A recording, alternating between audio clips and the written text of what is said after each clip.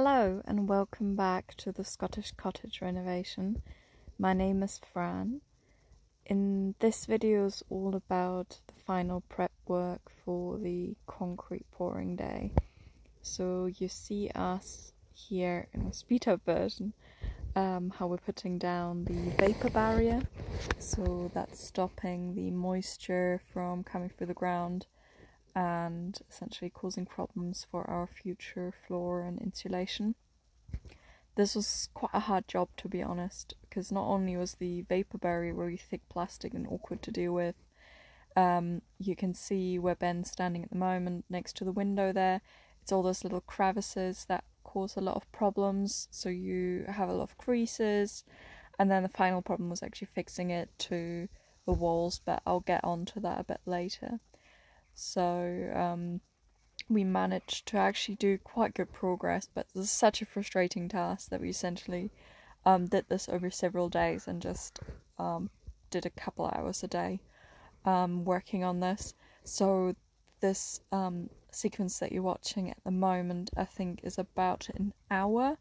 That's like how far we've come with the first bit of the vapor barrier. So essentially with the stove in the centre, we've used that as like a separator of the two halves. So we've got an overlap in the middle, so we're putting down one on the other side, and then the stove in the centre means that we're basically cutting around it and then taping everything up. But you'll be able to see that in a tool that I've done in between the shots shortly. Definitely stay tuned to the end, because as you probably saw from the title, we have finally poured the concrete now, so we're very excited to have reached that huge milestone. So definitely stay tuned to have a look and see what it looks like now.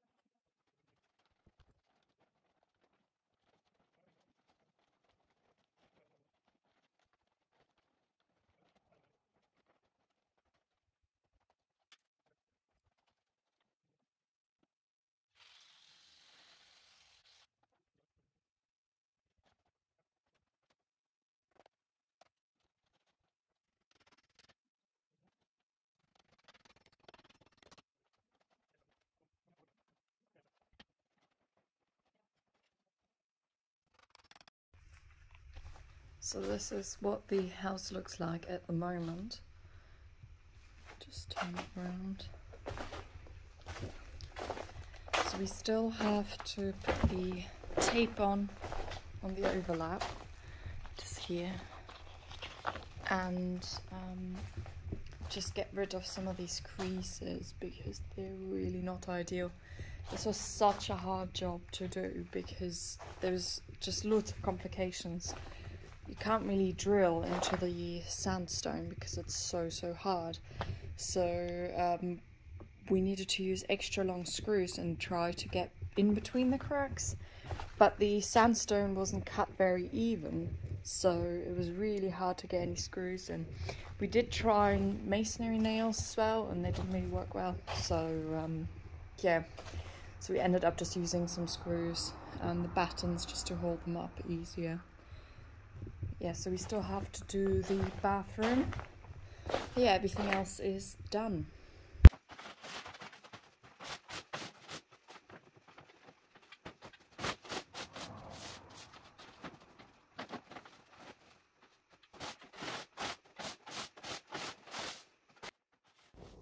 So here you see me prepare the vapor barrier for the tape.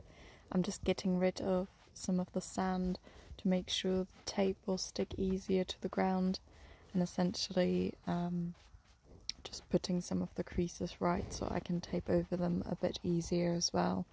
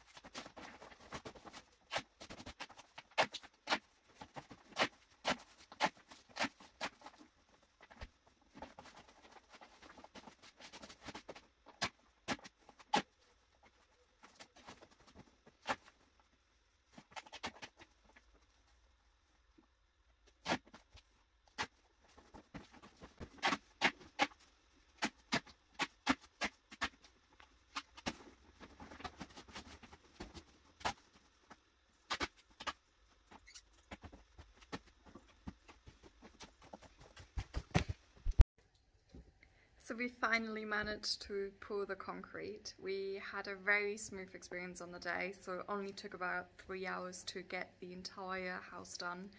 Unfortunately, I didn't get any footage because it all happened quite fast and I just didn't want the pressure of filming at the same time.